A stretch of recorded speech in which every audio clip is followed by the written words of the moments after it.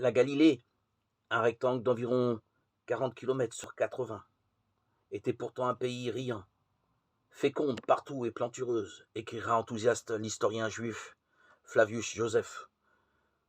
Couverte de toutes sortes d'arbres, elle invite à la culture, même les moins laborieux. Aussi est-elle tout entière exploitée. Nul champ n'y est en friche. Villes et bourgs sont nombreux, car la nourriture abonde en ce pays. Les fleurs aussi.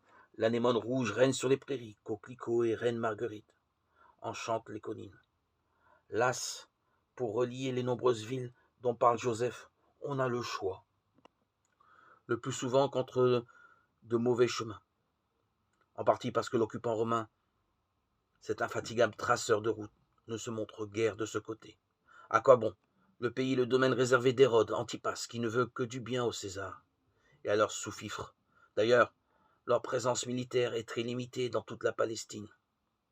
3000 hommes à Césarée, sur la côte, et une cohorte de 600 hommes d'ordinaire à Jérusalem. La Judée au sud, c'est une autre affaire.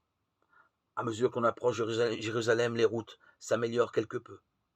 Mais les habitants n'ont que mépris pour les Galiléens. On dit sot comme un Galiléen, leur accent de paysan rusto et leur prononciation maladroite. Ils envient aussi leur richesse supposée. Pour faire fortune, va au nord, pour être savant, va au sud, dit-on à Jérusalem. Il faut, en outre, pour parvenir à la capitale, traverser une terre aride, rocailleuse, tourmentée, creusée de grottes, qui servent de repères aux voleurs de grands chemins, avant de l'apercevoir dressée sur ses monts et enfermée dans ses murailles. La ville, l'unique ville, Jérusalem.